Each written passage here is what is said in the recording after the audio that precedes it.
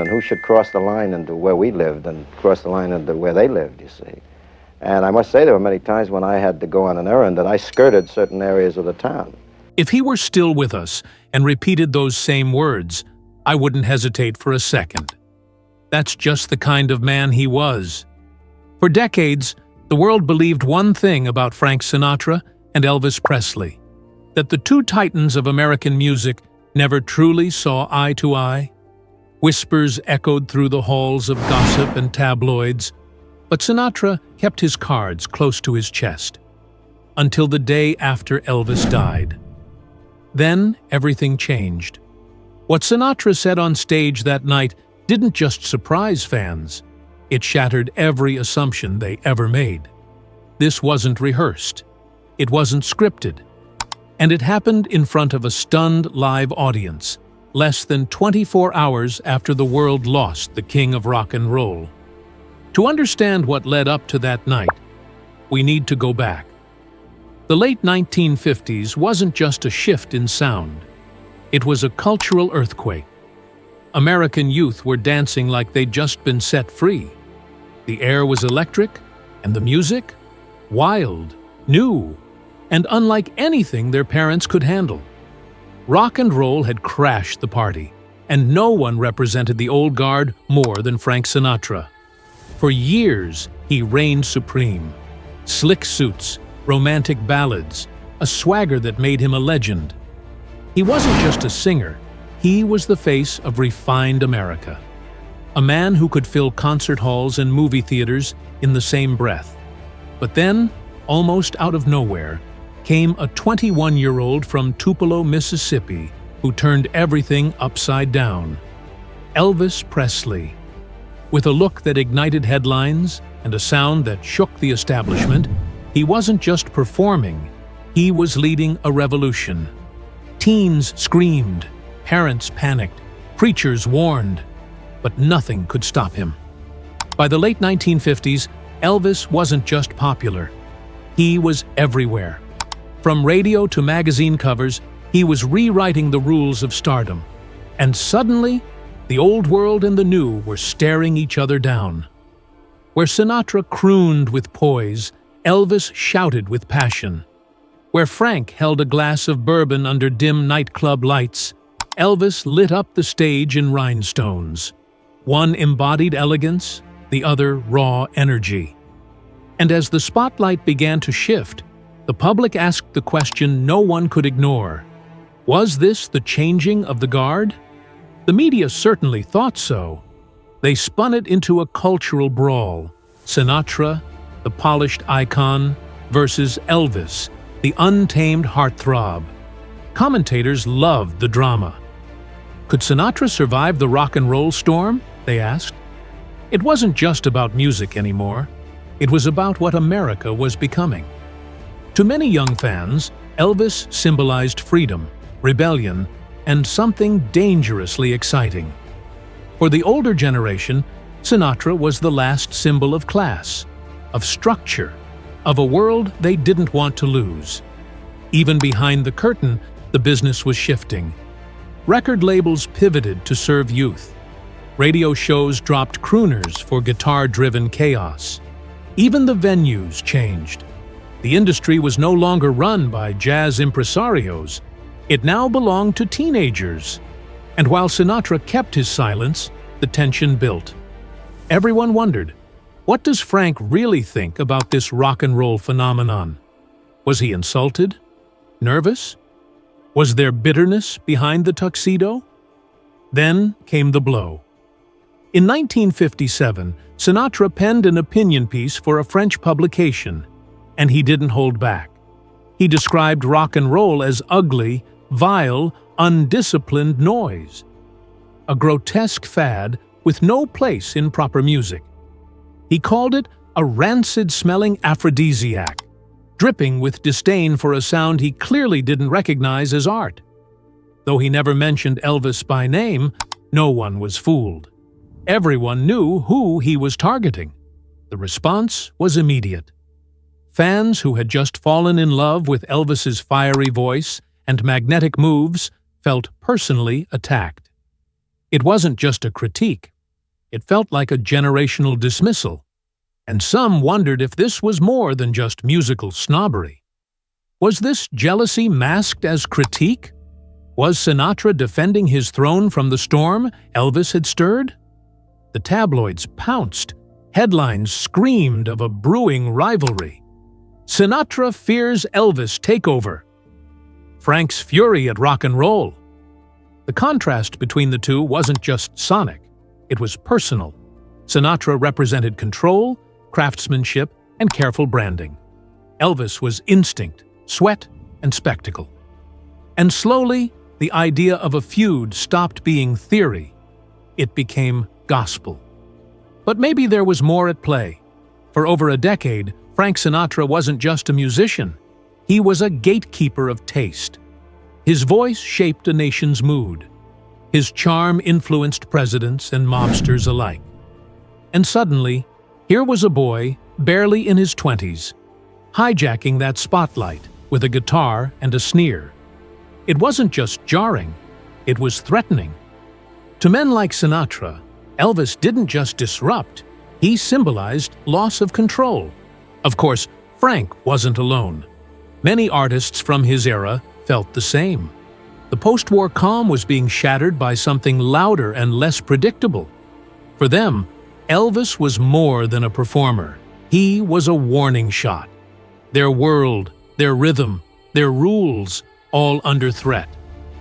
Sinatra, known for keeping his emotions tightly tucked behind tuxedos and tailored suits, walked out into the spotlight that evening not as the chairman of the board, but as a man clearly moved. He didn't need grand declarations, no lengthy monologue, just a glance upward, a brief pause, and a heartfelt dedication. This one's for Elvis. And with that, he slid into My Way. But that song, performed hundreds of times before, never sounded quite like it did that night. Each lyric landed heavier, more personal. Like Sinatra wasn't just singing to the audience, but to the memory of a man who'd gone too soon, and maybe even to his own regrets. The crowd was silent, stunned. It was the first real acknowledgement, and it said more than any press release ever could. In that moment, the applause wasn't just for Frank. It was for Elvis, too. The industry felt the shift. It wasn't just about one artist honoring another. It was history folding in on itself. Two legacies, once at odds, now tethered by loss. For years, the narrative had been about competition. But on that stage, it wasn't about who outsold who or who had the better voice. It was about respect, even if it had come late. People leaned in that night, not to witness a performance, but to feel the weight of an era gently closing its curtain. And just like that, a question that had hovered for years, did Frank ever truly respect Elvis? Finally had an answer. You could hear it in every note he sang. But even as Sinatra offered this tribute, the mystery didn't entirely lift. Some wondered if that moment had been planned in advance, or if it had been a spontaneous decision, driven by guilt, or perhaps something deeper. Recognition of a kindred spirit. What's undeniable is how much that single gesture meant to those watching. To fans who had idolized Elvis since the 50s, who had watched him transform from truck driver to king of rock and roll, that nod from Sinatra wasn't just about music. It was validation. And that single line, "This one's for Elvis," would be replayed in whispers, in tribute specials, in magazine retrospectives for decades to come. Behind the scenes, those closest to Elvis noted how rare it was to see such public vulnerability from Sinatra. Some members of the Memphis Mafia admitted they hadn't expected anything from Frank at all. But the truth is, Sinatra had always been more complex than his image allowed. While he may have once scoffed at rock and roll, he had also evolved in his own way, sometimes stubbornly, but always with his ear to the cultural pulse. And maybe, just maybe, By 1977, he saw in Elvis not just a peer, but a reflection of what it meant to carry the unbearable weight of being adored by millions and understood by none. That night in Alpine Valley wasn't the end of the story. It was the beginning of a quieter, more thoughtful chapter. One where Sinatra, as he entered the final act of his own career, began to look back more often. The press noticed a subtle shift. He became less guarded in interviews, more willing to reflect. In one of his last conversations with a journalist years later, he briefly mentioned that night in 1977. We didn't always see eye to eye, he said, but the kid had magic.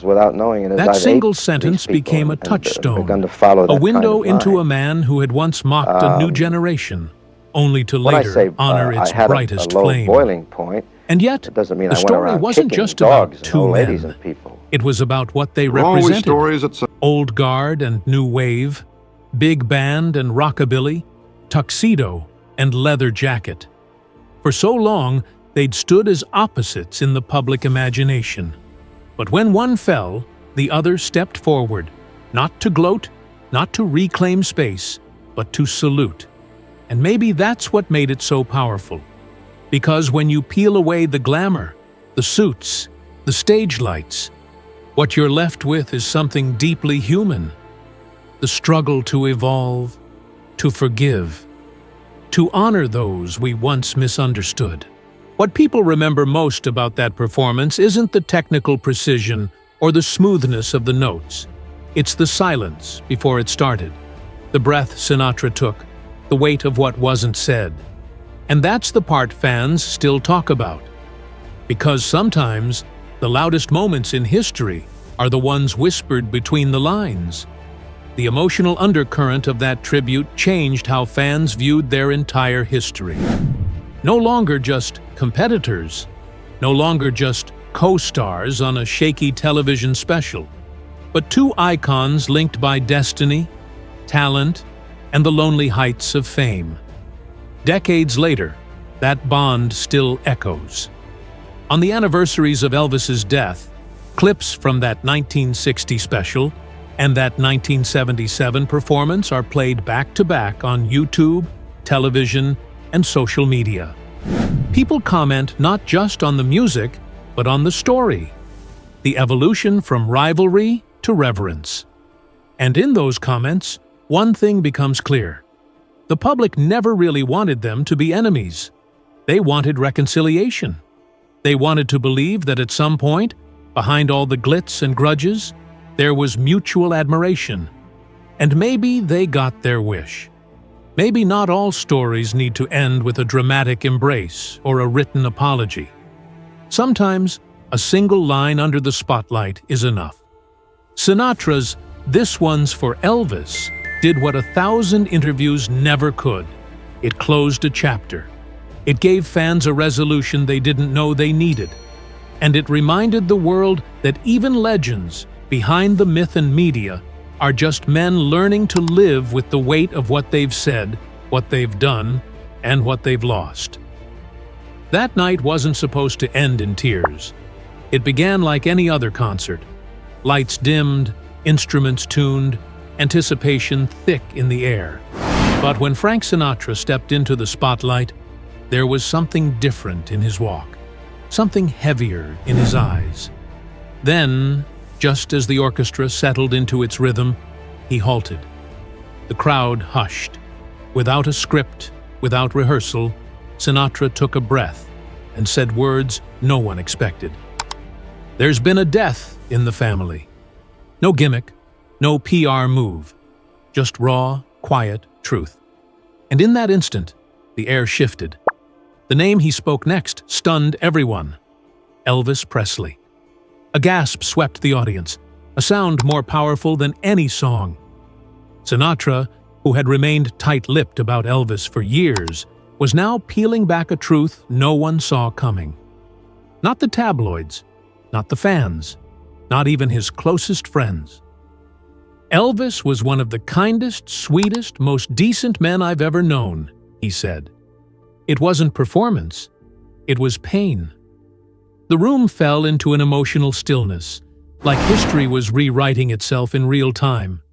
This wasn't just a tribute, it was a revelation, a moment that shattered decades of speculation. People always assumed there was bad blood between them. Two legends battling for the same throne, the old school versus the new. But Sinatra's voice didn't echo rivalry. It carried something far more human: grief, love, respect. And with that one confession, the walls of decades-old assumptions came crumbling down. The myth of a silent feud was buried under the weight of a single truth. That night, Frank didn't just honor a fellow artist. He exposed a hidden brotherhood that lived in the shadows of showbiz. And it wasn't just the crowd that felt it. Grown men wept. Women held their breath. Some broke into spontaneous applause, not for the performance, but for the honesty. For once, it wasn't about records, chart positions, or box office hits. It was about the man behind the myth, the human behind the legend. And perhaps most surprisingly, the friend behind the supposed enemy. You wouldn't find photos of them partying in Vegas or vacationing in Monaco. They weren't Hollywood's favorite duo, but that didn't mean there wasn't something there. When Elvis returned from his military service, Frank invited him onto his 1960 Welcome Home special, a gesture few understood at the time. That wasn't just business. That was acknowledgement, a passing of the torch, even if subtly done. Elvis admired Sinatra's independence, how he commanded his career, fought for creative control, and even started his own label. Elvis, who often felt trapped by management and studio contracts, dreamed of that kind of freedom. Meanwhile, Sinatra respected what Elvis stood for. He saw past the flashy outfits and screaming fans. He noticed the loyalty Elvis had toward his Memphis Mafia, the quiet humility he showed in private, and the enormous heart he poured into every performance. Behind the curtain, they weren't enemies. They were reflections, different voices, different rhythms, same loneliness under fame's spotlight. And when Sinatra, years later, stood under the Alpine Valley stars and shared that vulnerable tribute, he gave the world something precious: the truth. A rare glimpse into a relationship that defied gossip columns and broke through the noise of decades-long rumors. It wasn't just a eulogy. It was a rewriting of history. A final chapter penned not with envy, but with empathy. And yet, behind all the music, there was the business, the wealth, the empire. Elvis wasn't just a performer. He was a brand. Over the years, he collected more than applause. His lifestyle was built on opulence, a fleet of Cadillacs and Lincolns, a custom Stutz Black Hawk, and of course, the legendary pink Cadillac, gifted to his mother. On his wrist, Rolexes and Omega watches sparkled. But his real pride lay in Graceland, a mansion turned monument, symbolizing everything he built from nothing. Elvis even owned 2 private jets, the Lisa Marie and Hound Dog 2, symbols of a life that once felt unreachable. Behind the scenes, he dipped into film production, music publishing, and merchandise long before celebrity branding became the norm. His estate, protected by ironclad insurance policies covering health, tours, and even physical appearance, was a fortress built not just on fame, but foresight. From this, we learn that legacy isn't just performance, it's preparation. Elvis taught us that success can vanish fast if it isn't safeguarded. Every car, every deal, every dollar told the story of someone who knew how fragile fortune could be. So how do we remember him now? Not just through songs or movie clips, but through these human moments. That night with Sinatra wasn't just nostalgia. It was healing. It proved that behind every iconic silhouette is a man who once felt misunderstood, misjudged, and misrepresented. It proved that admiration often exists quietly, silently, until the right moment forces it into the light. And it reminded us that legends don't have to compete. They can coexist, respect each other, and redefine what legacy means. Sinatra's tribute gave closure to a narrative long blurred by hearsay. It stripped away the media's favorite tale of rivalry and replaced it with one far more powerful, a story of connection. Their lives were wildly different, yet intertwined by the same burden of greatness. And in the end, that bond was louder than any headline. When Sinatra passed in 1998, the world mourned another voice that shaped an era. But his words that night still echo louder than ever, not just as a tribute to Elvis, but as a final truth. The truth that two giants, often cast as foes, were actually kindred spirits in the chaos of fame. That tribute wasn't just history. It was a message, one that says dignity, friendship, and understanding can outlast even the loudest myths. What do you believe really happened between Elvis and Sinatra? Drop your thoughts in the comments. We're reading them all. And thank you for being part of this journey. We'll see you in the next story.